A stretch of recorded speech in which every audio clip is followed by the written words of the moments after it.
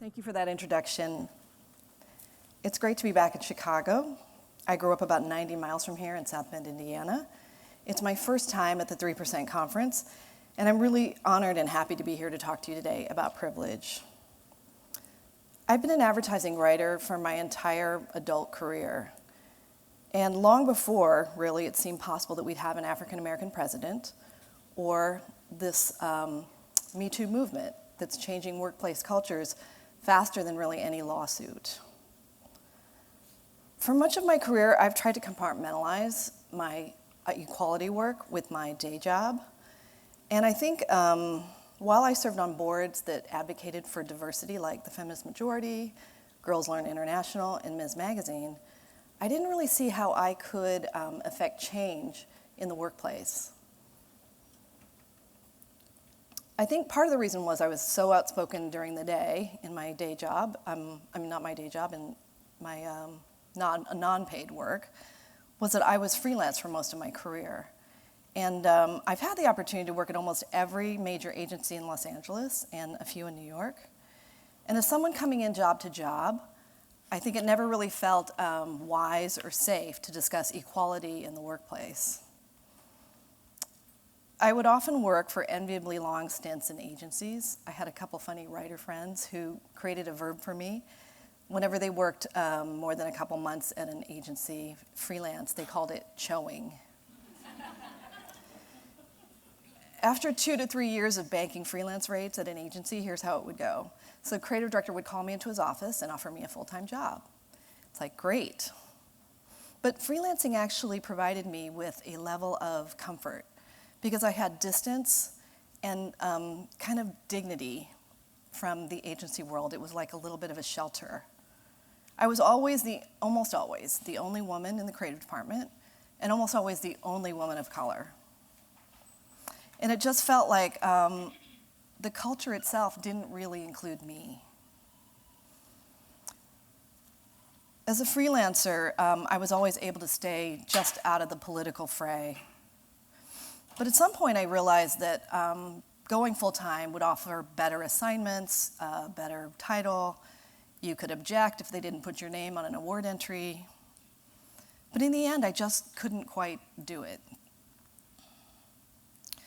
I did take a break from corporate advertising to concentrate on political advocacy for a while, and I worked on promoting progressive organizations like MoveOn.org, the ACLU, the NRDC, Feminists for Obama, right before he got elected.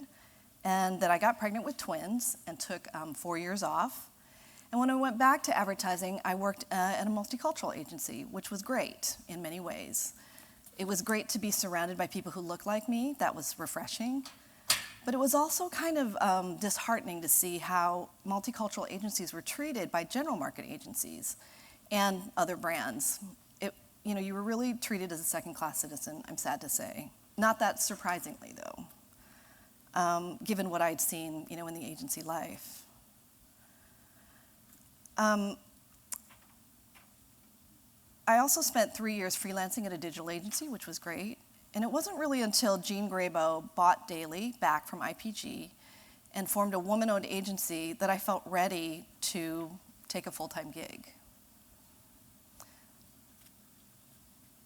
I couldn't really pretend that I wasn't a vested employee any longer, and really for that reason, I think this is overdue, but I'm super excited to talk to you now about privilege and how we counteract that in our agencies.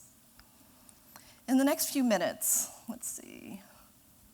I'd like to cover, what is privilege, how to see it, and how we begin to dismantle it and be better allies.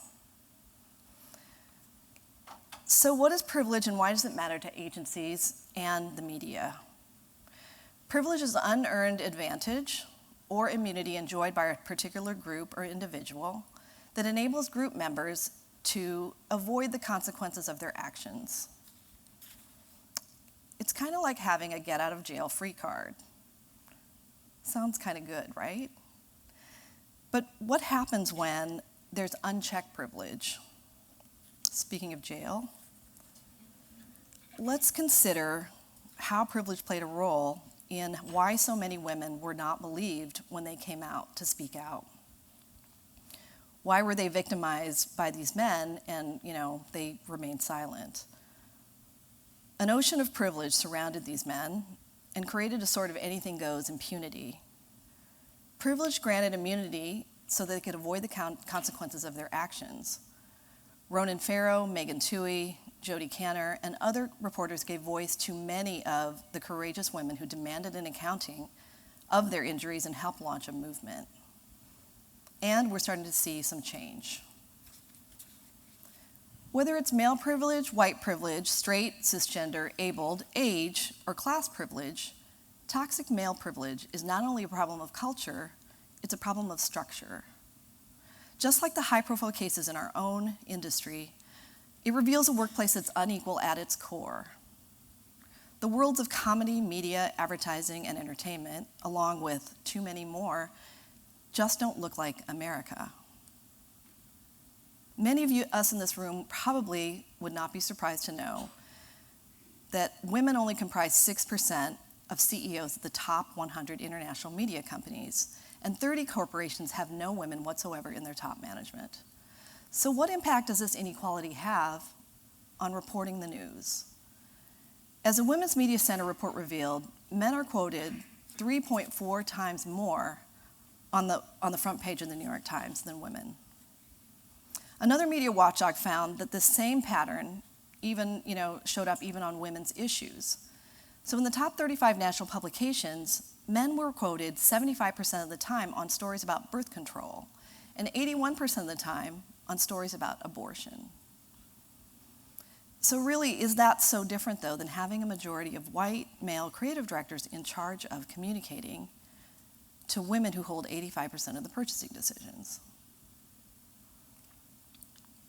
At the top, the news isn't really that much better. So data from Women in the Workplace reveals that only 1 in 5 C-suite positions are held by women. And if we think about this intersectionally, for women of color, it's 1 in 25. And according to the EEOC, Black women are only 1% of executives in advertising, PR, and related services. There's currently a huge upswing in the number of African American women who are going into business for themselves. It's triple the rate of women in general. And the reason cited is the frustration of getting passed over for promotions at work or having to train their next boss. Based on that kind of dismal stat for women executives who are African American, I get it completely. Unequal pay is still the norm. In the UK, where they keep track, it's required that they keep track. The worst gender pay gap in the industry in 2018 was 44.7% at J. Walter Thompson. AMV BBDO and Adam and Eve DDB were not far behind. And the latter two agencies are led by women. But what does it say when unequal pay is so ingrained that it can't be dislodged even when a woman is at the top? When Dailey went independent 3 years ago, they instituted a gender pay equity policy, reviewed salaries to correct inequities, and hired and promoted more women to senior management. To explain why a lack of diversity in the top translates into bad business, Scott Page, an economist from the University of Michigan, wrote a book about the diversity bonus. For industries relying on routine tasks like you'd find on an assembly line, diversity is desirable, but it's not essential to the task at hand. And it may or may not enhance your bottom line. But for industries like advertising or entertainment, we rely on non-routine cognitive tasks, and diversity is essential. In these industries, you can expect a diversity bonus, particularly where creative tasks and complex decision-making is required. We need team members who think differently with varied knowledge, perspectives, and skill sets. An example of the diversity bonus, which values the different ways in which we think, comes from the real-life women behind the book and the movie Hidden Figures. African American women raised in the segregated South at a time when few women were recognized as mathematicians or scientists, famously went on to help solve really critical problems for NASA and help us win the space race. On the flip side, we've seen the product of agencies or internal departments that would benefit from a diversity bonus. Toned of examples like the Kendall Jenner Pepsi commercial, the H&M print ad, and the Ancestry.com commercial about the slave and slaveholder eloping come to mind. Our biggest challenge now may be that even when people who can be hired or can offer much needed diversity are hired, how do we ensure that their contributions are not silenced, diminished, or dismissed? Justin Tyndall, the CCO of MNC Saatchi, explained in 2017 that he is bored of diversity being prioritized over talent. Not only is this offensive, it fails to recognize that diversity and talent are not mutually exclusive. Structures of privilege produce cultures of privilege. To interrupt the self-replicating power of privilege, first we have to see it. So how do we see privilege? Privilege has a superpower. It can be invisible to those who have it. If you can't see it or recognize it, what is there to critique or change? In her book, Privilege Revealed, Stephanie Wildman says that privilege for those who have it appears as a part of the normal fabric of everyday life. And she tells us a story about seeing privilege. She lists this example. Suppose you're a human and you had to live in a society of fish. You'd find it difficult to breathe. And when you complain about the lack of oxygen, the fish might say, you just have to adjust. This is just the way it is. And then when maybe you gasp, the fish might even say, wow, this is getting really tiresome. Is oxygen the only thing you can think of? But water is the only world that they know, even if they didn't create it. So much of the work of those committed to workplace equality is grounded in somehow making privilege visible, revealing it. Another way to look at it, social researcher and author Jackson Katz shared an exercise. This went viral, so you might have seen it. He asked all the men in the room to share what they did today to avoid being sexually assaulted. The answer was nothing. But then he asked the women, and the responses would not fit on one slide. And the sad thing is when I saw this, I thought, oh, there's stuff missing from here. I started to think about being the context of working at a conference in an unfamiliar city and what you have to do. I have to know, like, when is the sun gonna set? 4:37. Pick a hotel in a well-traveled place. How are you gonna get home after dark? Make sure your phone is charged so you can call a Lyft or get a cab. Wear shoes you can run in. But one of the remarkable benefits of privilege, noting the male response, let me see if I can go back, is that it's kind of this unbridled freedom of not having to think about these things. Whether conscious or not, having to think about sexual harassment or assault on the daily is not nothing. It takes up a lot of headspace, and I think it takes its toll to always be cautious or on the alert. And I think that's, definitely a disadvantage.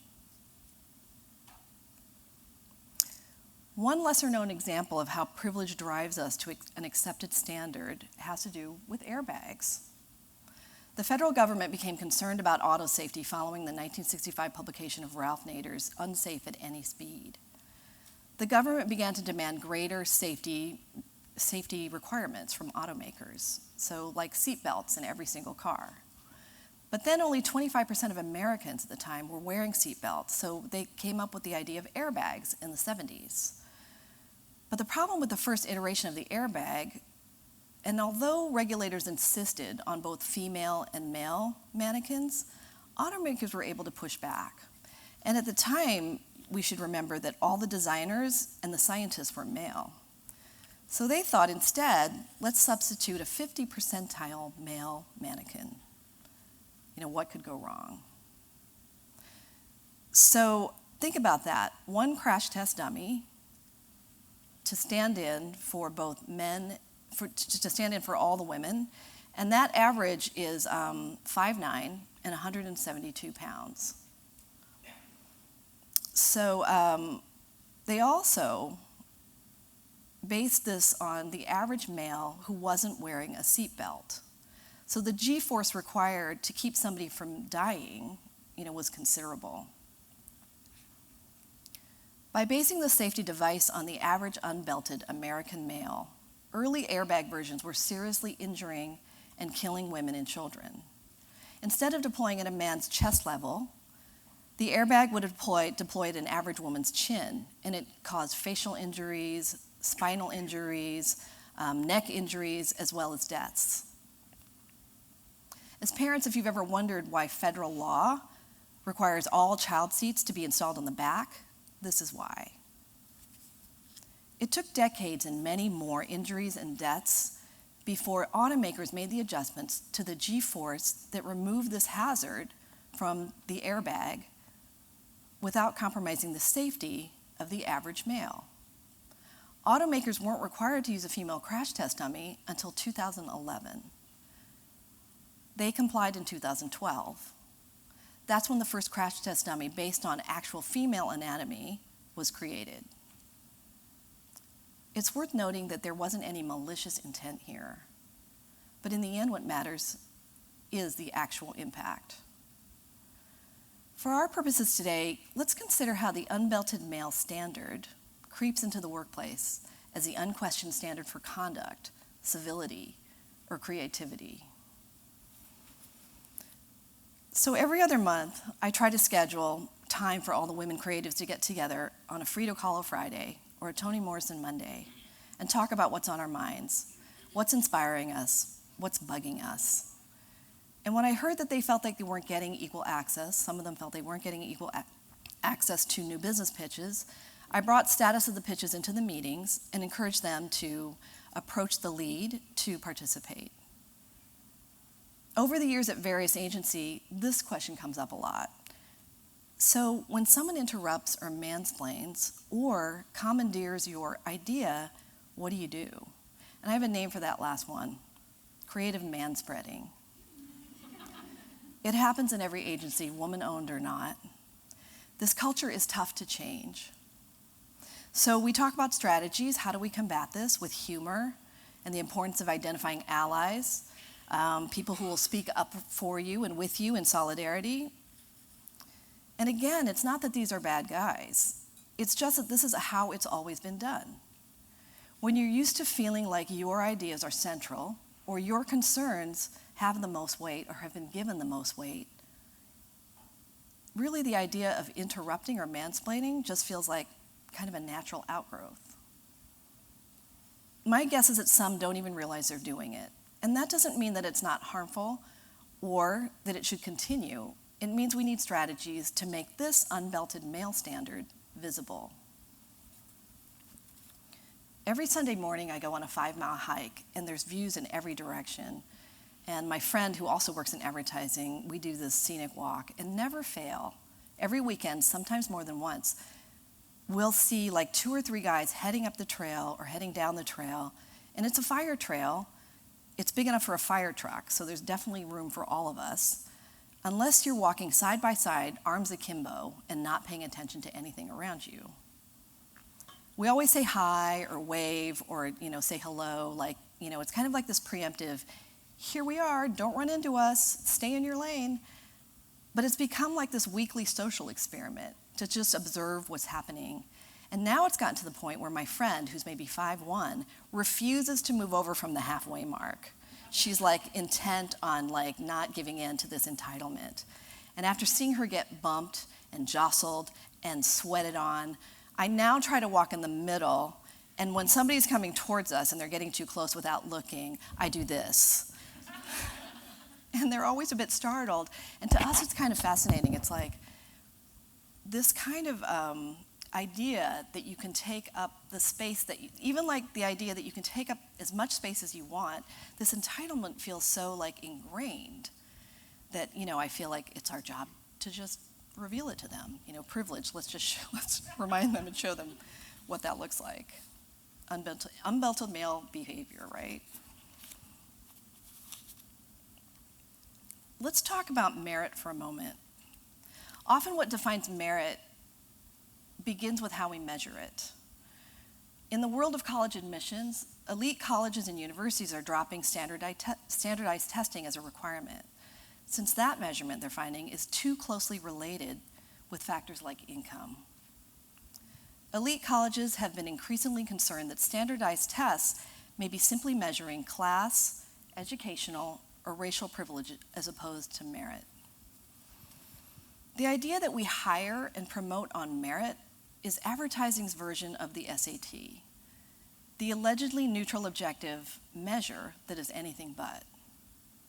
What does it mean in an industry where referrals and word of mouth are the primary recruitment mechanisms? If your agency employs a refer a friend policy and your agency is majority white, you're going to get more of the same. A recent study revealed that the average white American has exactly one black friend and one Latinx friend. Many agencies have an informal must-hire policy reserved for children of clients or the CEO's nephew. Just as we're seeing with Operation Varsity Blues, this admission scandal kind of like showed us that the system that claims to judge based on merit and performance is really a self-serving and self-perpetuating myth. For each agency, it's important to identify what is meant by merit in hiring and promotions, and to look into whether those objective criteria are really objective. To illustrate the difficulty with merit-based criteria, consider whether promotions at your agency is based on awards, or at least partly. We can't enter everything. Does your agency have a fair submissions process to ensure that the best work gets forwarded? How do we dismantle privilege and be better allies? Because of the system-wide nature of the problem, there are no easy or quick solutions to privilege-proofing your agency. It's not like baby-proofing your house. Structural, cultural, and individual changes are needed. In addition to pay equity, agencies should consider a power audit to assess how power sharing is distributed. The goal is not to prioritize diversity over talent, but to question how inequality in our workplaces leads to view diversity and talent as two mutually exclusive categories. A power audit can help an agency see where it's strong and where it needs to work to achieve a more equal workplace. Note that women and people of color must be included in the development of such a plan to be effective. With this type of change, there are always vulnerabilities for the people outside the circle of privilege. So to that end, I'd like to engage you on how to be good allies. And this isn't an attempt to list all the effective strategies that are out there, but rather a process that recognizes that some of us are going to need active support on the way to achieving equality in the workplace. I'll also share these on my LinkedIn. So how do we be a better ally? Well, we can start with listening. If you're used to occupying the center, consider talking less. Let other voices be heard. Refrain from interrupting or talking over others. Consider how the dominant group may be used to being the most important voice. It can be hard to step back. It can be difficult not to want to claim center stage. Speak up when needed. Being a good ally means supporting a colleague who needs it or standing up to microaggressions. I once had a CEO of an agency, I think at the time as an ACD, freelancing there with my partner on a major account, and he remarked to him, "Wow, that Helen, she speaks really good English." My partner said, "Well, why wouldn't she? She was born in Indiana." I was really glad to hear he said something. He really stepped up. Avoid colorblind statements like, "I don't see race. I treat everyone the same." Well-intended or not, these comments set up a white normativity as the ideal. Plus, it's not possible to be completely objective. The objectivity is another myth that we will save for another talk. But race blindness, this idea of race blindness, is really a way of calling attention to oneself, or the idea that privilege or racism must require conscious bias. And it doesn't. But therefore, if I'm not conscious of race, how could I be racist?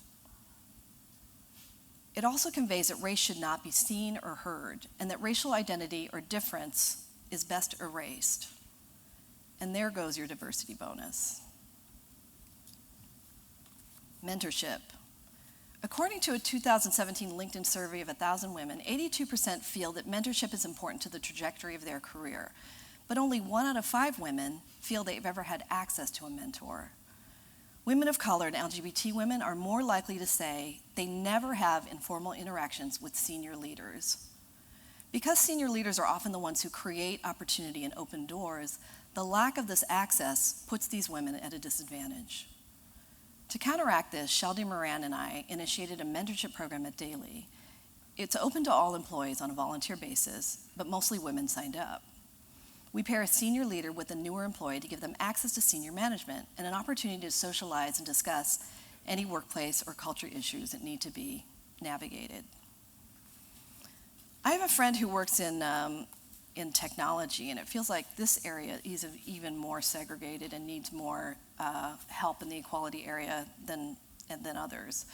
But she's been kind of hearing a lot of men in her field complaining that, well, I don't want to be a mentor. This kind of puts me at risk in the Me Too movement. Somehow they're nervous about it. But because there aren't enough women in positions of power, we really need men to be mentors. And frankly, the nervousness thing feels problematic to me. I mean, if your actions are above board, what is there really to be nervous about? You either feel that Me Too is full of unfounded accusations, or you're worried that you might be tempted to assault someone. I'm not sure. But it also feels like a classic example of the dominant group used to having their concerns, and their feelings be center stage, all of a sudden, seeing this kind of protest and women getting attention and justice and, taking back the center. Whoops. Consider your wokeness a work in progress.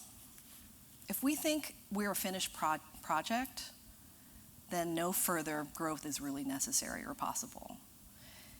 Instead, we need to continue to educate ourselves and examine our biases. Just when we learn that race is a social construct, we learn that now gender is as well. For the generation that grew up with Bruce Jenner on a Wheaties box, it may have been difficult to accept Caitlyn Jenner without reference to some awkward joke or transphobic comment. If we can't examine our own biases, then we end up becoming part of the problem. For those who have teenage children, and I have 2, consider how different the romantic landscape is right now, where everyone is not default heterosexual, but it opens up to pansexual, aromantic, asexual. My kids say, and they're in 8th grade, that everyone in their middle school is bisexual. I know, so clearly I need to keep up. Be inclusive where it counts. Is there a gap between who's producing the work in your agency and who's given face time with the client, or a seat at an important meeting? How do you assemble the best team for a given campaign to maximize the diversity bonus? Who gets to represent the agency at high-profile events? Let's dig deeper on how to be more inclusive. It's on all of us to do the work to understand how the structure and the culture needs to change. Perhaps agencies need to keep metrics or report metrics the way they do in the UK. Our clients insist on data and metrics to assess whether we're performing. And the 3% movement stresses metrics can help pinpoint where biases exist and, assess the measures, develop a plan for going forward. What if agencies performed a power audit to assess real data for who's holding positions of power and who's being promoted? Getting to 50-50 is a great goal, and I think we should absolutely strive for it, but we should also get women and women of color into senior leadership positions. Get them involved in decision-making at the top, where they're not just being, sidelined or mansplained or gaslit and not being passed over for C-suite positions. I'd like to leave you with one example that gives me some hope, as well as an illustration of how the power audit plus transparency can produce meaningful change. Have you heard of the Replay Center in Secaucus, New Jersey? If you're a pro basketball fan, it's got 110 TV screens in a room where they're reviewing 29 pro basketball games at one time from every angle. They're doing this, and I heard about this on This American Life, to persuade people really that life is fair. before the video replay, the way it worked is referees' ruling was law. In 2007, Justin Wolfers, a social scientist from the University of Michigan, wrote a paper showing how in basketball, if a predominantly black team was playing and the referees were predominantly white, the black team got called, more fouls were called on them than on the nights when the same team was playing and the refs were black. He shows a clear in-group bias. This is data he took from over 10 years and 250,000 professional basketball games. The New York Times put it on the front page. The NBA was not happy.